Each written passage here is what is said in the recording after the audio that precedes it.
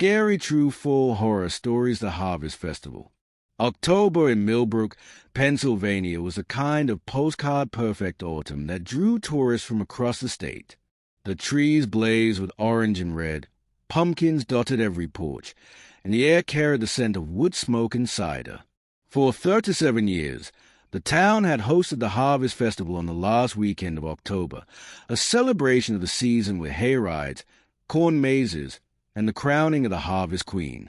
23-year-old journalist Amanda Cross arrived in Millbrook on October 28, 2019, assigned by her magazine to write a feature about small-town autumn traditions. She'd grown up in cities, never experiencing the rural fall celebrations that seemed to define American nostalgia. The assignment seemed like easy money. Spend a weekend enjoying folksy charm, take some photos, write a feel-good piece. She had no idea that Millbrook's Harvest Festival had a darker purpose, and that she'd been chosen long before she ever received the assignment. Amanda checked into the Millbrook Inn, a charming bed and breakfast decorated with dried corn stalks and carved pumpkins. The owner, a warm woman in her 60s named Patricia Halloway, greeted her with homemade apple cider and an enthusiasm that felt almost desperate. "We're so honored you're here to cover the festival," Patricia said, her smile not quite reaching her eyes. "It's such an important tradition for our town. Such a necessary tradition." "I'm looking forward to it," Amanda replied, accepting the steaming mug. "The festival has been running for 37 years, right? That's quite a legacy." Patricia's smile faltered for just a moment. "Yes, 37 years. We haven't missed a single one. We can't afford to." The odd phrasing stuck with Amanda, but she dismissed it as small-town eccentricity. She spent the afternoon wandering Main Street, photographing the decorations and interviewing locals about the festival. Everyone she spoke to showed the same strange enthusiasm, excited but anxious, as if the festival wasn't just a celebration but an obligation. At the town library, Amanda researched the festival's history. The Millbrook Harvest Festival had begun in 1982, started by the town council as a way to honor the land and ensure continued prosperity. What struck Amanda as odd was what had happened the year before the festival started. In the fall of 1981, Millbrook had experienced a series of disappearances. 7 people vanished over the course of October, tourists mostly visiting to see the full foliage. Their cars were found abandoned on rural roads, personal belongings untouched, no signs of struggle. The cases were never solved, officially blamed on a suspected serial killer who was never caught. But in 1982, the disappearances stopped. The Harvest Festival began. And for 37 years, not a single person had gone missing in Millbrook during October, until Amanda started asking questions. That evening, the festival grounds came alive. Hundreds of people gathered in the town square, which had been transformed into an autumnal wonderland. Booths sold kettle corn and candied apples. A massive corn maze sprawled across the adjacent field, and at the center of it all stood a wooden stage where the Harvest Queen would be crowned at midnight. Amanda interviewed the festival organizers, photographed the festivities, and tried to ignore the growing sense of unease settling in her stomach. Everyone was watching her. Not obviously, not threateningly, but she felt eyes tracking her movements, conversation stopping when she approached, whispers following in her wake. At 10 p.m., Mayor Robert Carson found her near the corn maze entrance. He was a tall man in his 70s with silver hair and eyes that seemed too sharp, too aware. "Ms. Cross," he said warmly, "I hope you're enjoying the festival." "It's wonderful," Amanda replied, camera in hand. "Very authentic. I'm curious, though. I read about the disappearances in 1981. That must have been a terrible time for the town." The mayor's expression didn't change, but something shifted in his posture. Ancient history. The festival helped us heal from that tragedy, gave us something positive to focus on. And there haven't been any disappearances since. None. The festival keeps us safe. He smiled, but it looked wrong on his face. You should enter the corn maze. It's a Millbrook tradition. Everyone who visits should experience it at least once. There was something in the way he said it, not a suggestion, but a command wrapped in pleasantry. Amanda felt her journalist instincts flare. Something was very wrong in Millbrook. Maybe later, she said. I want to photograph the Harvest Queen ceremony first. The mayor's smile tightened. The ceremony is at midnight. The maze closes at 11, if you want the full experience. He left the sentence hanging. Amanda checked her watch, 10:47 p.m. Against every instinct screaming at her to leave, to get in her car and drive back to the city, she nodded. All right, I'll do a quick walkthrough. The corn maze entrance was decorated with bundled stalks and hanging lanterns that cast flickering shadows. A teenage boy handed her a small flashlight at the entrance. You'll need this. The paths aren't lit. And stay on the marked trails. People get lost otherwise. Amanda entered the maze alone. The corn stalks towered over her, at least 8 feet tall, rustling in the October breeze.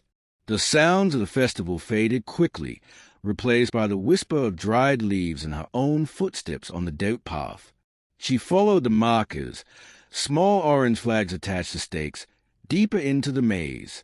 After 5 minutes, she realized she should have hit a junction or turn, but the path continued straight.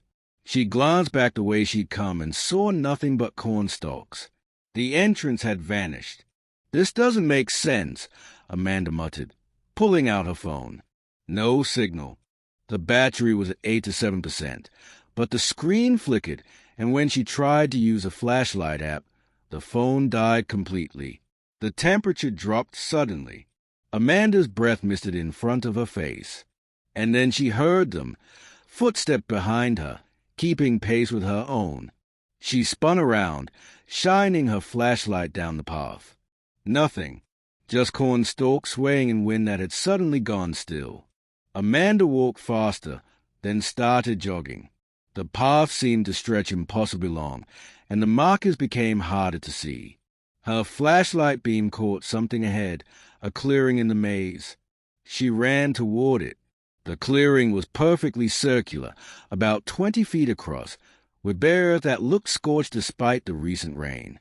In the center stood a scarecrow, but as Amanda's light fell on it, she realized with horror that it wasn't made of straw.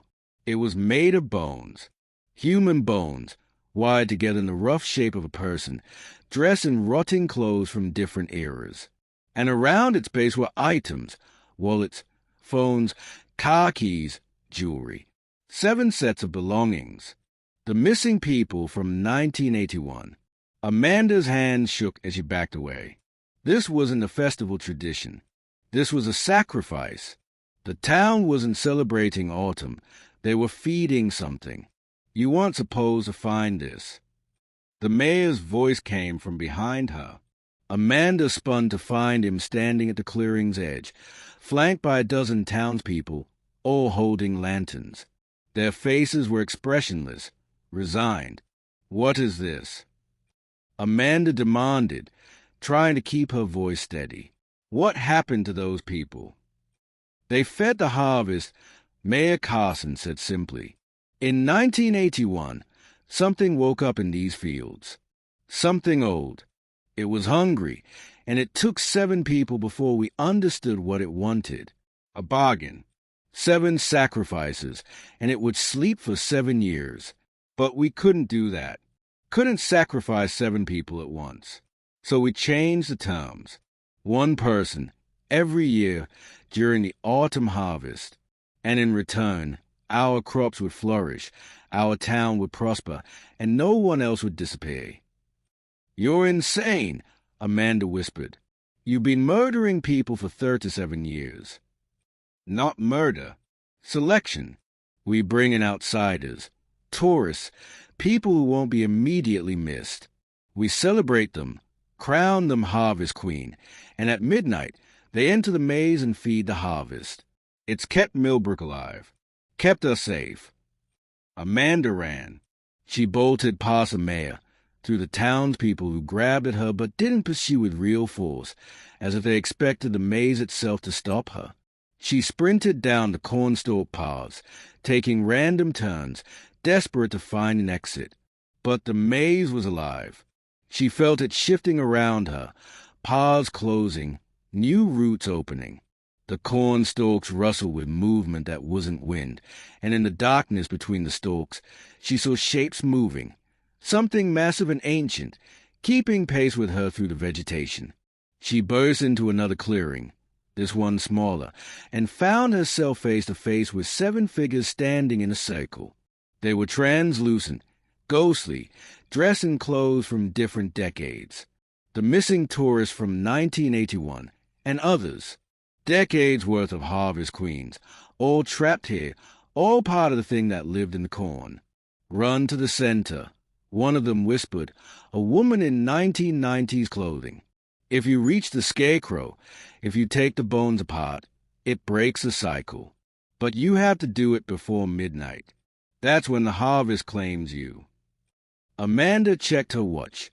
11:54 p.m. She ran. The maze fought her, paths closing, stalks reaching out like grasping hands.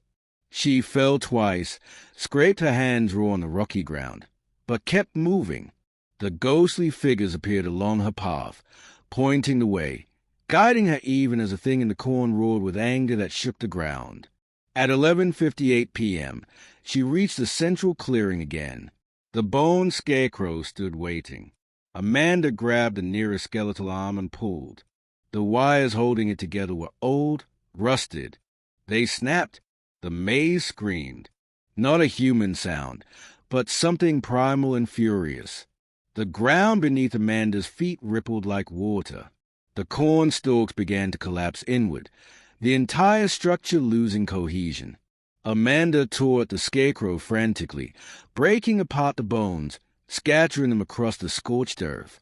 With each bone that separated, she felt something weaken, some vast presence losing its grip on reality. At 11:59 p.m., she broke the skull free from the spinal column and threw it as hard as she could. It shattered against a stake, fragments scattering. The world lurched. The ghostly figures materialized fully for just a moment, dozens of them, all the harvest queens from 37 years of sacrifice. They looked at Amanda with gratitude and relief, then faded like morning mist. The maze collapsed entirely. Amanda found herself standing in an ordinary cornfield, stalks lying flat, the elaborate paths and clearings nothing but crushed vegetation. In the distance, she could see the lights of the festival, and hear screaming. She walked out of the field on trembling legs. The town square was in chaos.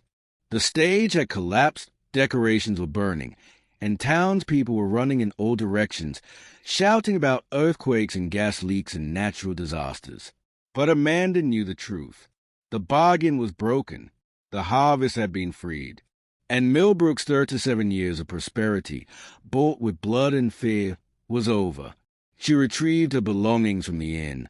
Patricia was nowhere to be found, and drove out of Millbrook as the sun rose. In her rearview mirror, she watched smoke rising from the town square, emergency vehicles converging on what the news would later call a tragic structural collapse during the festival. 3 months later, Amanda published her article, not in the lifestyle magazine that had sent her to Millbrook, but in a small independent publication that specialized in investigative journalism. She detailed everything: the disappearances, the bone scarecrow, the town's dark bargain. Most readers dismiss it as creative fiction, but Amanda received dozens of letters from people in other small towns, other rural communities with autumn traditions that seemed too important, too necessary, too desperately maintained. How many other places, she wondered, had made similar bargains? How many other harvest festivals were feeding something that should have remained buried? Amanda never attended another full festival. And every October, when the leaves turned and the air grew crisp, she remembered the faces of those ghostly harvest queens and knew that some traditions were never meant to be celebrated. Some harvests should never be reaped. And some prices are too terrible to pay, no matter how prosperous the crops might grow.